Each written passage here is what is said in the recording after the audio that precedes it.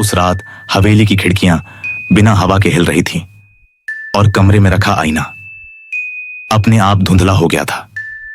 लेकिन असली डर तब शुरू हुआ जब आईने में दिखा उसका चेहरा तो था ही नहीं। कहानी सिर्फ डर की नहीं, उस चेहरा विहीन आत्मा की है जो अब भी लोगों को ढूंढ रही है। क्या अगला नंबर आपका हो सकता है? अंधेरे की इस दुनिया में आपका स्वागत है, जहां सच्चाई डर से भी ज्यादा खतरनाक है। मैं हूं शिव, आपका हमसफर इस रहस्यमयी सफर में, जहां हर कहानी के पीछे छिपा है एक ऐसा राज जो आपकी रातों की नींद उड़ा सकता है। तो अगर आपके दिल में है हिम्मत, तो चलिए उतरते हैं उस डर के सागर में, जहां से लौटना हर किसी के नसीब में नहीं होता। वीडियो को लाइक करें और नीचे कमेंट करके बताएं आप कहां से देख रहे हैं ये वीडियो। और अगर आपके साथ भी कभी कोई अजीब, डरावनी या रहस्यमयी घटना हुई हो तो उसे हमारे साथ जरूर शेयर करें। आप हमें वीडियो में दिए गए सोशल मीडिया लिंक के जरिए मैसेज या वॉइस नोट भेज सकते हैं। कौन जाने हमारी अगली कहानी आपके ही नाम की हो। हम इंतजार कर रहे हैं आपके डरावने किस्सों का। क्या आपने कभी किसी ऐसी जगह का नाम सुना है जहां समय ठहर जाता है, जहां दीवारें भी सांस लेती हैं और अंधेरा आपको घूरता है? आज हम आपको ले चलेंगे एक ऐसी ही जगह, शापित हवेली। राजस्थान के एक छोटे से गांव कालीसर में स्थित है यह हवेली। कहते हैं यहां रात के तीसरे पहर में एक औरत की सिसकियां सुनाई देती है। लेकिन यह सिर्फ कहानियां नहीं है। वीरेंद्र, एक युवा इतिहासकार, इन कहानियों की सच्चाई जानने के लिए इस हवेली में आता है। उसके साथ हैं उसके दोस्त आर्यन, सिमा, रोहित और नेहा। जैसे ही वे हवेली में प्रवेश करते हैं, एक अजीब सी ठंडक उन्हें घेर लेती है। दीवारों पर अजीब निशान, फर्श पर खून के धब्बे और हर कोने से आती फुसफुसाहटें। वह एक बड़े हॉल में पहुंचते हैं जहां एक पुराना सिंहासन रखा है। जैसे ही वीरेंद्र उसे छूता है, पूरा कमरा अंधेरे में डूब जाता है। एक भूतिया आकृति प्रकट होती है, राजेश ठाकुर की आत्मा। वह कहता है, जो भी मेरे रहस्यों को जानने का प्रयास करेगा उसे मुझसे सामना करना होगा। दरवाजे अपने आप बंद हो जाते हैं। वे अब इस हवेली में फंस चुके हैं। वीरेंद्र आत्मा से पूछता है, हम यहां सच जानने आए हैं, तुम्हें किस कारण से शापित किया गया है? आत्मा उत्तर देती है, मैंने कई निर्दोषों की बलि दी थी। अगर तुम उनकी आत्माओं को शांति दिला सको तो मैं भी मुक्त हो सकता हूं। वे तहखाने में जाते हैं जहां उन निर्दोषों की आत्माएं भटक रही हैं। वीरेंद्र और उसके दोस्त पूजा करते हैं, मंत्र पढ़ते हैं और आत्माओं को शांति दिलाते हैं। राजेश ठाकुर की आत्मा प्रकट होती है और कहती है, तुम्हारे इस नेक काम से मुझे भी शांति मिली है। मेरी आत्मा अब मुक्त हो रही है। हवेली से भूतिया गतिविधियां समाप्त हो जाती हैं। गांव में फिर से शांति लौट आती है। लेकिन एक सवाल अब भी बना हुआ है, क्या सच में सब खत्म हो गया?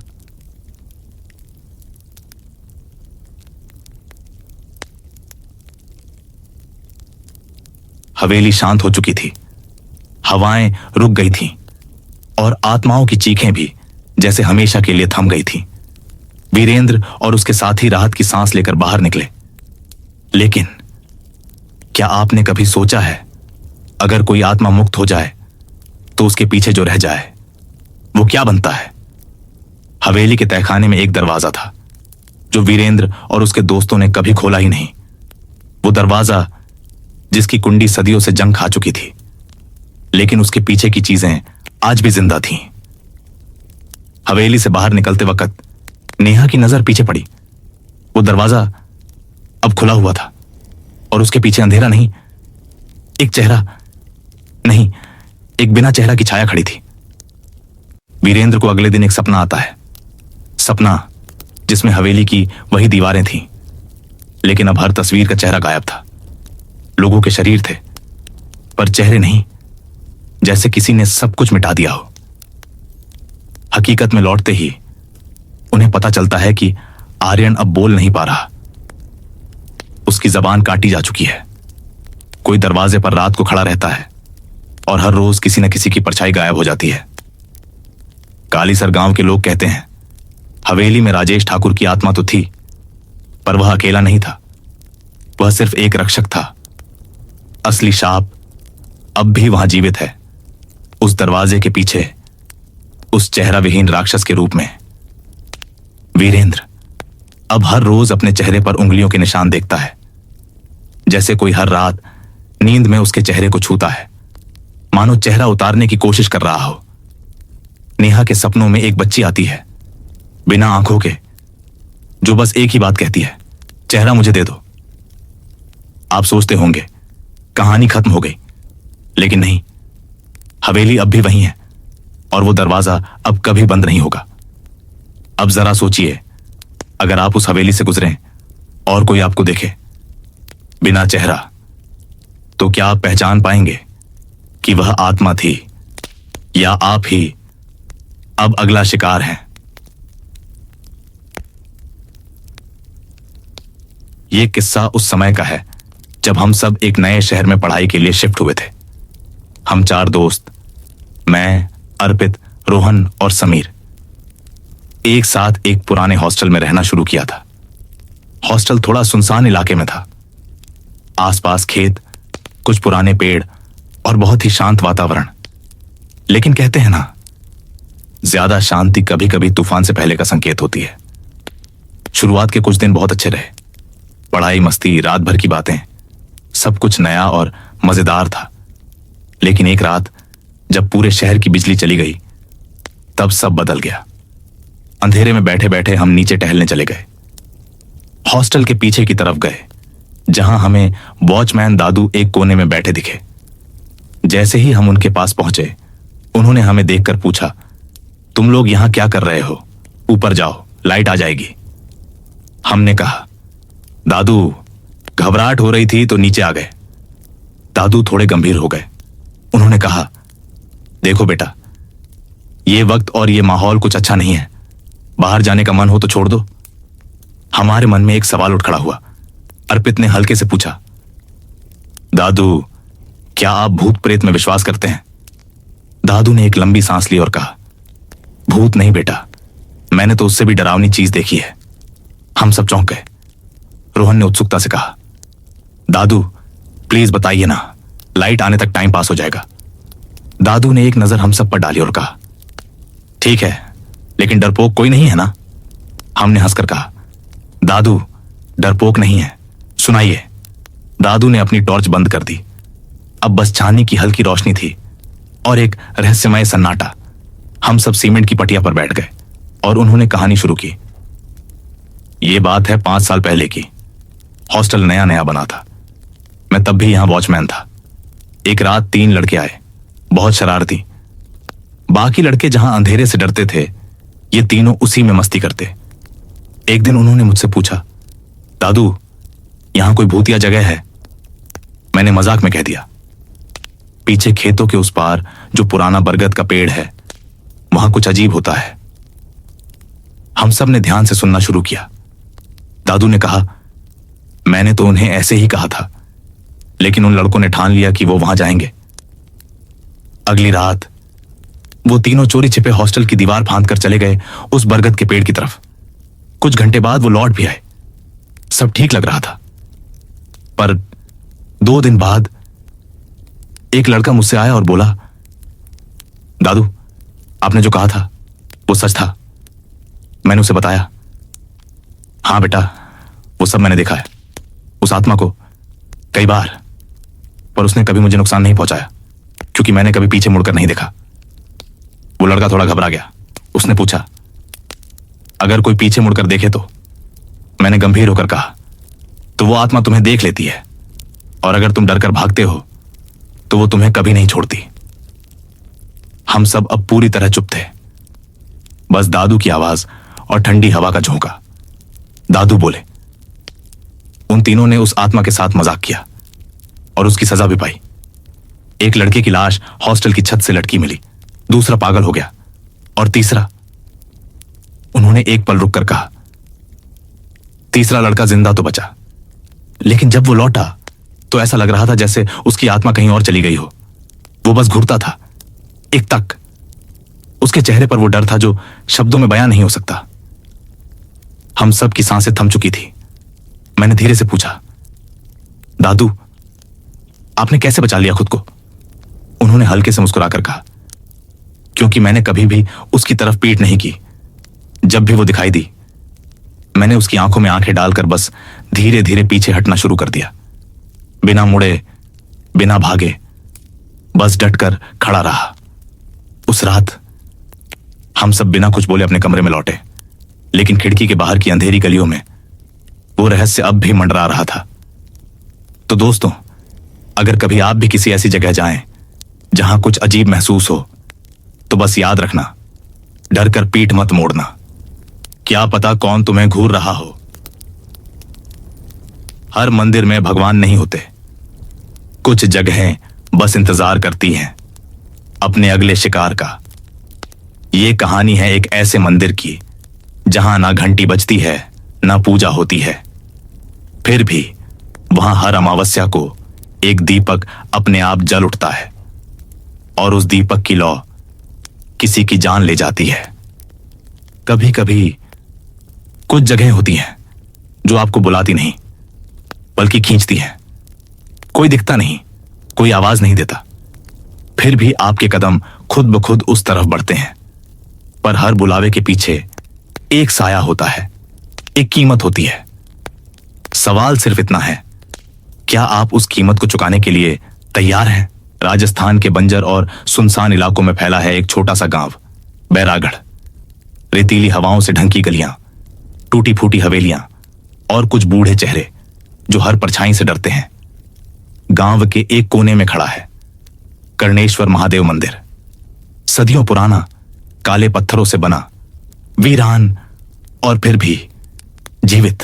कहते हैं ये मंदिर खुद चुनता है अपना शिकार। कोई नहीं जानता कैसे। कोई भी जा सकता है, किसान, व्यापारी या फिर कोई मुसाफिर। मंदिर जिसे बुलाता है वो लौटकर कभी नहीं आता। राहुल, एक उत्साही यूट्यूबर और माइथोलॉजी एक्सप्लोरर, सोशल मीडिया पर तेजी से फेमस हो रहा था। उसे रहस्यमयी जगहों की खोज में मजा आता था, और अब उसका अगला मिशन था कर्णेश्वर महादेव मंदिर। राहुल अपने कैमरे के सामने मुस्कुराते हुए कहता है, दोस्तों, आज हम जा रहे हैं उस जगह पर जहां सदियों से कोई पूजा नहीं हुई, जहां लोग कहते हैं अगर मंदिर ने तुम्हें बुला लिया तो तुम फिर खुद नहीं लौट सकते। सच क्या है, आज पता चलेगा। जैसे जैसे वो गांव की तरफ बढ़ता है, मौसम अचानक बदलने लगता है। आसमान पर काले बादल घिरने लगते हैं, हवा में मिट्टी उड़ने लगती है। गांव के बाहर कुछ बुजुर्ग उसे घेर लेते हैं। उनके चेहरों पर अजीब घबराहट थी, जैसे उन्होंने कोई अनजानी चीज देखी हो। एक बूढ़ी अम्मा कांपती आवाज में कहती है, बेटा लौट जा, मंदिर अब भी जागता है। जब वो किसी को बुलाता है तो फिर रास्ते बंद हो जाते हैं।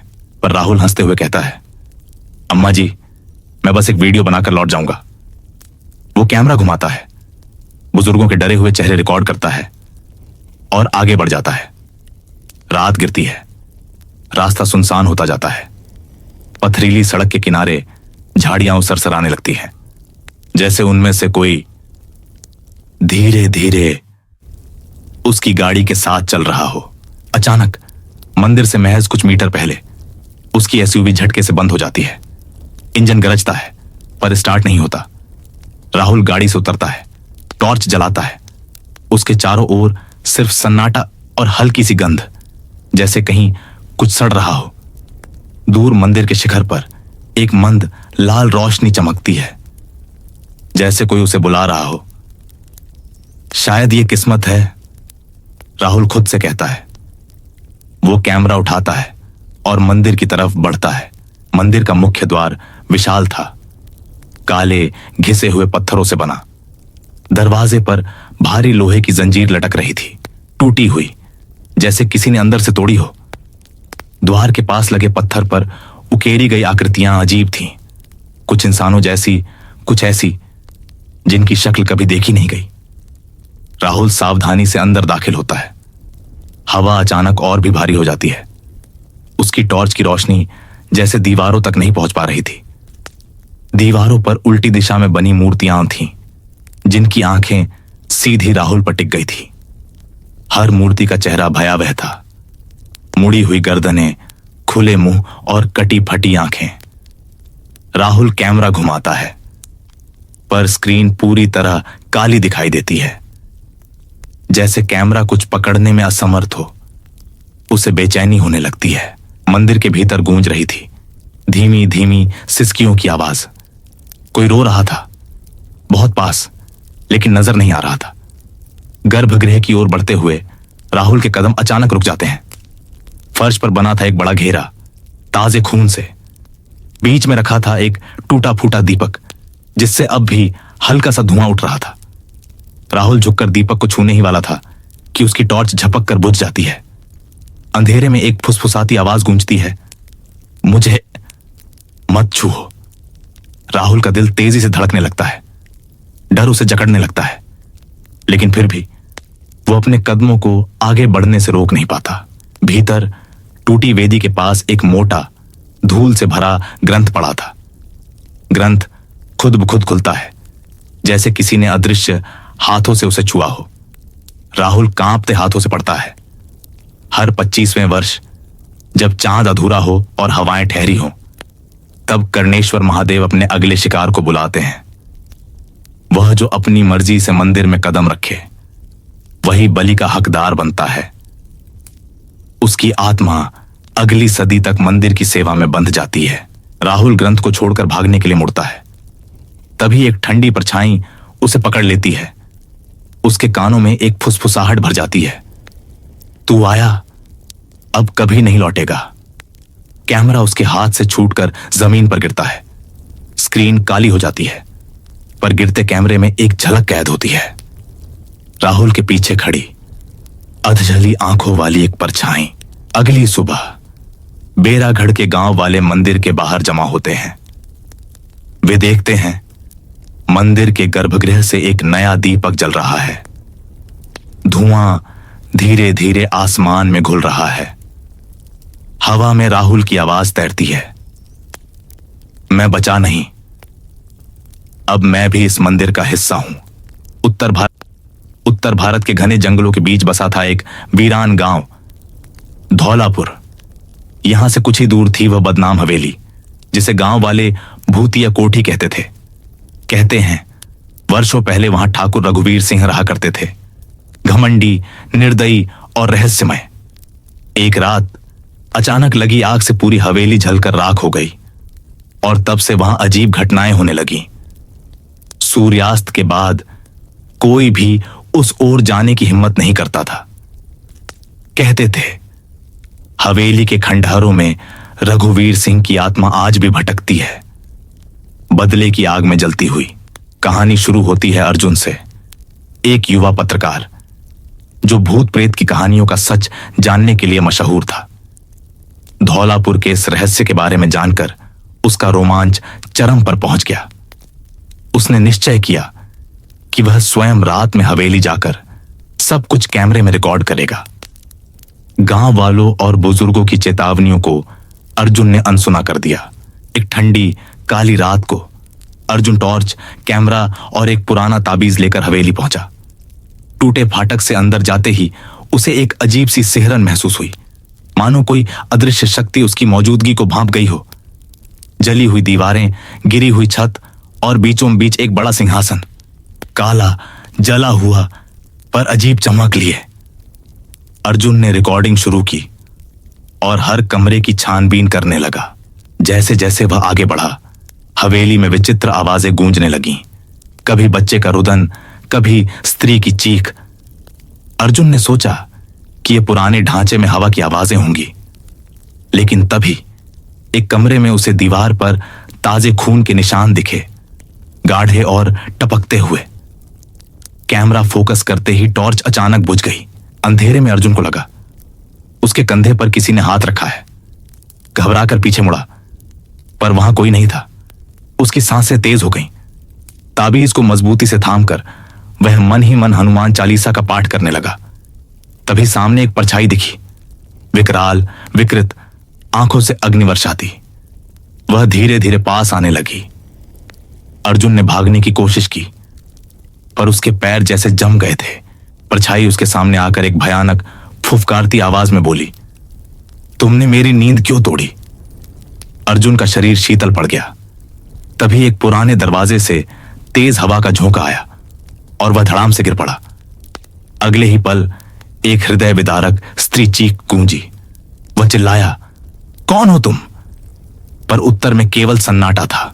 अर्जुन समझ गया, यह महज बहुत भूतिया हवेली नहीं, एक शाप था। उसने आत्माओं की मुक्ति के लिए ताबीज को हवेली के मध्य में गाड़ने का निर्णय लिया। कांपते हाथों से सिंहासन के नीचे ताबीज दबाते ही हवेली में भूकंप सा आया। चीखें और सिसकियां एक साथ उठी। अर्जुन ने देखा, आत्माएं एक एक कर प्रकाश में विलीन होने लगी। उसे गांव वालों की बात याद आई। ठाकुर रघुवीर सिंह ने नौकरों पर अत्याचार किए थे, उनकी आत्माओं को बंधक बनाया था। उनमें एक लक्ष्मीबाई थी जिसे बच्चों समेत हवेली में जिंदा जला दिया गया था। तभी दीवारों पर आकृतियां उभरने लगी, जैसे कोई कहानी स्वयं लिख रही हो।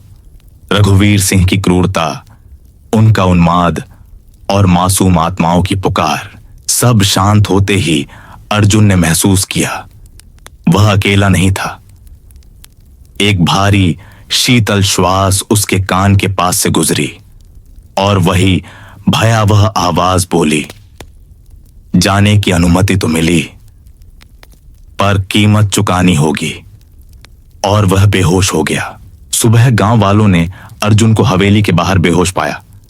वह जीवित था, पर उसकी आंखों में एक अजीब शून्यता थी, मानो उसकी आत्मा का कोई अंश वहीं रह गया हो। वह कभी उस रात के बारे में कुछ नहीं बता पाया।